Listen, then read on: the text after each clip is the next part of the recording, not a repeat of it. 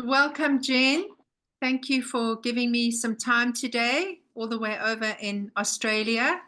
My morning, your afternoon. And it's just such a privilege for me to be with what we now have you as a learning leader for Mindfit Academy. An honor to have you with your degrees and your masterful way of helping us to create a curriculum.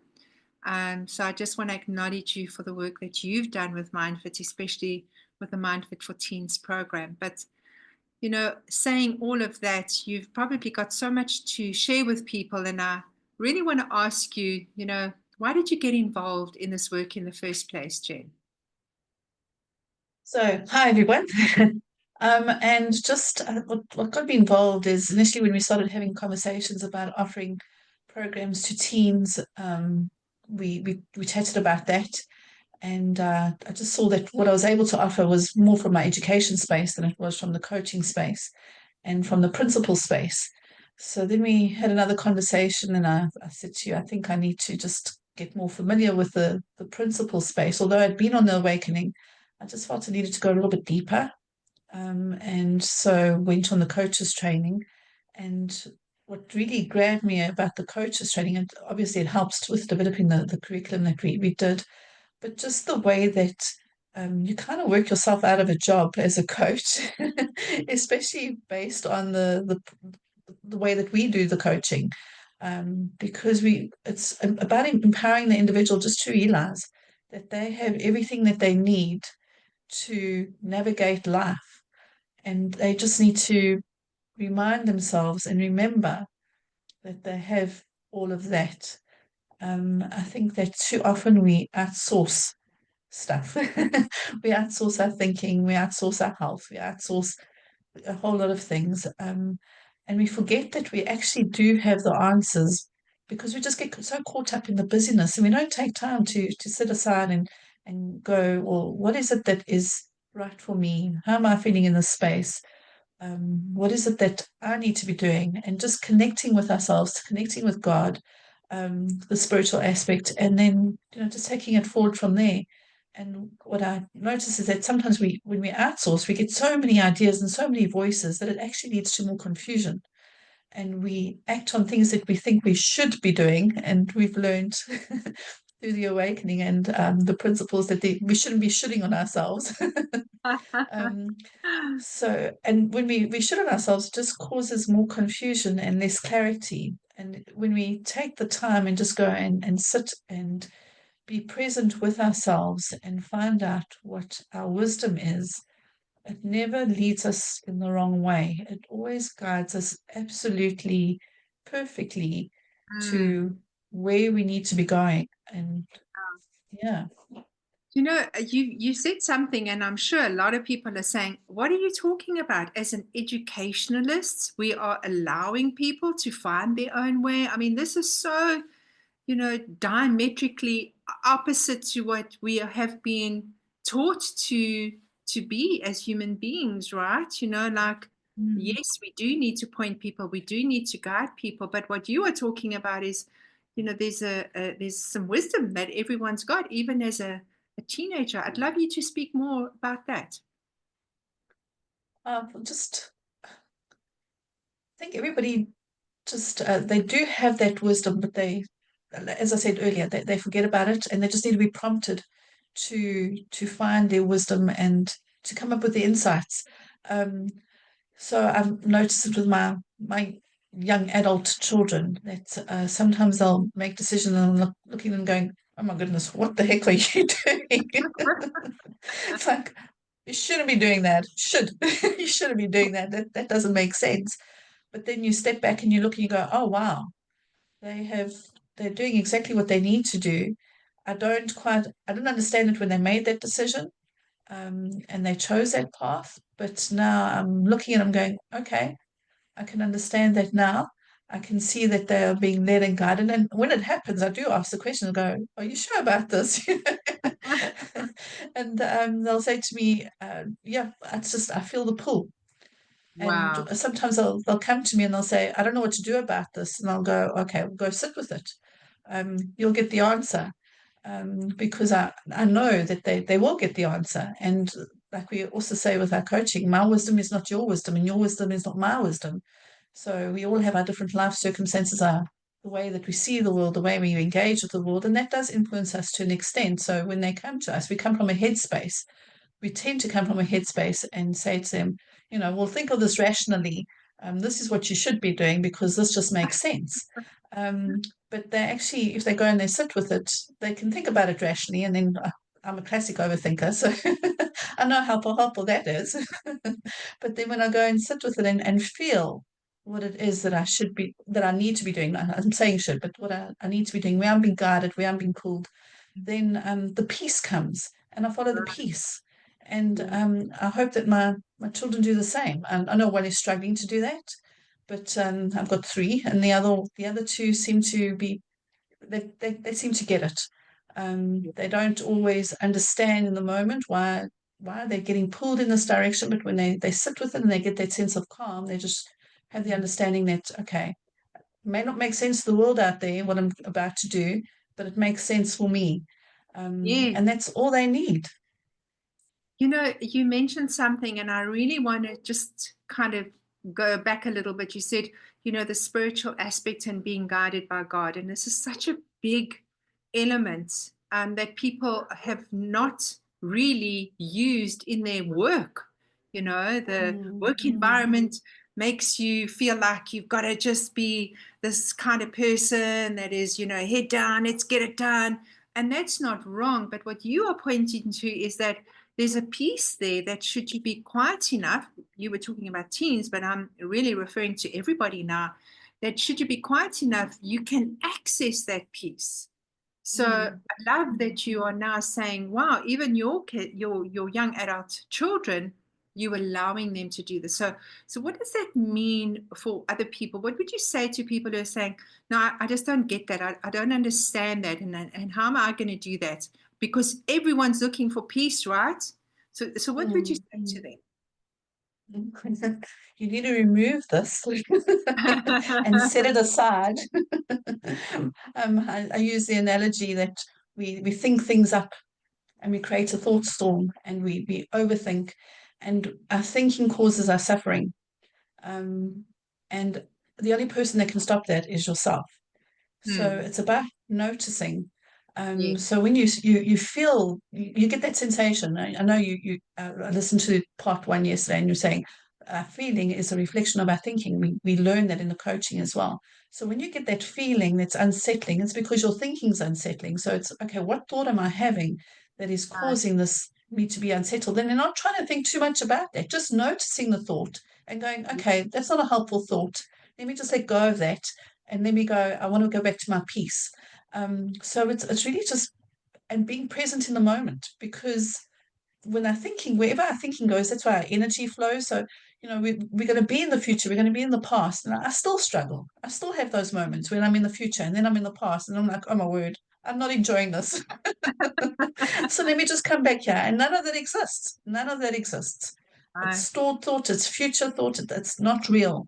Yeah. And the stories that we make up around our thinking, and we create our something, but we also can create our own abundance, our own, you know, So, our joy, our own pleasure, and just realizing that everything that we have is right here and right now. There's nowhere mm, else to be. There's no thing, nothing else to do or to have. It's right here. Um, and I need the constant reminding as well. So our chats, listening to the information, reading little things here and there, just to remind myself, and then going back to those little catchphrases like there is nothing to do, because all we need to do is just be present. Even yeah. in your job, when you're overwhelmed by all that you have to do during the day, and then, oh, I'm never going to get this done. I'm going to be late for home. I'm going to be late for my kids. I've still got to cook. I've still got to clean, blah, blah, blah. We tell ourselves all those stories. It's like, okay, well, I'm here now. I can't be there. I can only be here. So let me focus on being here now. And let me just feel the wisdom of what I need to be focusing on now, and then get energized from that and move forward from with that. So yeah. I love what you said, and obviously it's something that you practice. to get super present, because thinking is not the enemy, right? It's the observation of the feeling. And I think you spoke about that, but I'm guessing some people are listening to this and thinking, how on earth do you do that? So I'd love you to speak to that, and also just to maybe give us an example how it is working in your life. Mm. So, how to be present in the moment. I'm going to go back to Dick and Bettinger and listening to his one podcast during a time in my life when I thought my world was falling apart again, and just having a difficulty with a particular family member, and just wondering how do I be with this person, because it's just not working well. And after listening to that, it kind of like just I knew the principles, but the way that he phrased it was like, oh, wow, that's incredible. That's what I need to do. And he speaks about being in the heart space, and not being in the head space. So, yes, we have these thoughts, but when we go in from the head space, then we go with judgment, and we're listening to judge what the person is saying rather than just being present with the heart and feeling from the heart. Subsequently, I found out that there's no more neurons in the heart than there are in the brain. So, and the brain communicates more with the heart than the heart communicates more with the brain than the brain with the heart. So the heart has energy, and just sitting there and going from the heart space and not with judgment and just listening. I still forget sometimes, but I find that when I go with the intention of not being in my head and not having thoughts while the person is speaking, and when the thoughts come, just going, setting them aside and saying, okay, not helpful right now. Noticing the thought, but it's not helpful for where I'm right now. I need to be in my heart. And then I can respond from the heart. And when I respond from the heart, it's from a much more loving and kinder space than it Mm, would be than from rationalizing and responding from my head. mm. So Yeah, that kind of at that moment I would say it saved me from coming back and just responding in how I was feeling really agitated and irritated and like, oh, what's going on. And then after hearing that, it's like, no, you just got to be different, just enter the space with a different intention and being aware. And yes, there were things that were said, but my response was like, okay, no judgment, I'm still just going to love. I mm, don't like what's said, and I will address that, but I'm going to address that in love and in kindness, and to say, I know I know that that's not really whatever you're saying. There's a different meaning behind it, and whatever it is that you want to say, you're welcome to say it. I can handle it. Not going in with a how can you say that? Who do you think you're talking to? Which would be my head response. So, and the response from judgment rather than the response from mm, the heart and just going, okay, you're saying something. There's obviously something to that, and can we explore this? Or and if the person mm. says no, I don't want to talk about it. It's like, okay, that's all right. When you're ready, I'm here, and letting them go, letting them be, and when So they're you're talking about other people. What about to yourself? I mean, that happens to me sometimes. It's like, oh, God, how am I speaking to myself? This is crazy. So the observation yeah. of self first is probably the very first step before you can even do it on someone else, right? Yeah, yeah, yeah. And we've had those conversations where I beat myself up.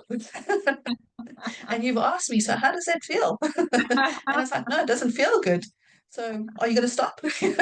Yeah, I think I should stop. So it's also, coming from that place of self-love and self-forgiveness, and also just recognizing that we're human and we will forget and we'll stumble and we'll fall. And then we Mm, remember again, and then it's okay, that's in the past, it's gone. So I'll take responsibility for my actions, I'll take accountability. And yes, if I've said something that's been hurtful, I will address that. But from now on, now that I know better, I'm going to do better, and good. just move from that space. Yeah. When you talk about from the heart space rather than from the head space, it sounds like what it's logic. It's pretty much the Mm. most logical thing. If you're going to scare yourself with your thinking, that's not so helpful. So, Jen, in closing, what would you say to someone that's like sitting there thinking, "Yeah, right, okay," and they are wanting to find the peace and maybe learn how to be present. And they don't know if they should get involved in this work or not, join a program or whatever, what would you say to them, like in the final few moments that we have?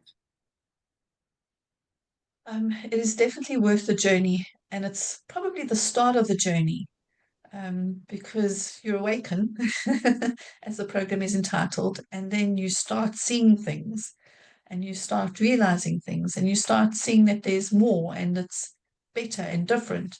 And you find a different way to engage with life that is less stressful, and less contrived and more accepting and more peaceful and more loving and just calmer. So it's just realizing in the moments, and that's the spiritual side of it as well. You know, we think that mental health is mental health, but we don't associate it with, it's actually a spiritual aspect as well. The more you're connected to yourself, the more you're connected to your source, to God, to the divine, the easier it is just to flow through the everyday, knowing that you are held and God, you have the inner guidance, you have that wisdom just to lead you in what it is that where you need to be going and doing and developing that sensitivity.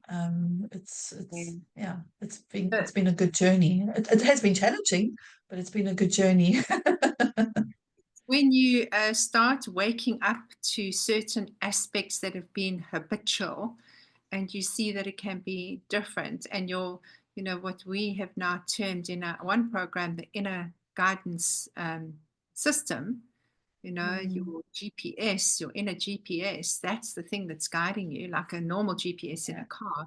Then it starts to make a little bit more sense for those people that are a little bit like, what do you mean? So, yeah. and we've all done that, but we haven't been aware of it. So, Jen, we've literally got a few seconds left. What what would you want to say, like 30 seconds, that someone's listening to that you think, I'd love people to know this?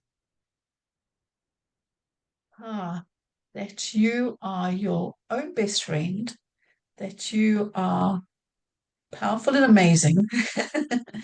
um, and you just need to remember that, and that you are the one who's responsible for it all, which can be an overwhelming thought and like quite scary, but it's also so empowering. And when you realize it's like, oh wow, it's all in me, you know, uh it's just I can do this. I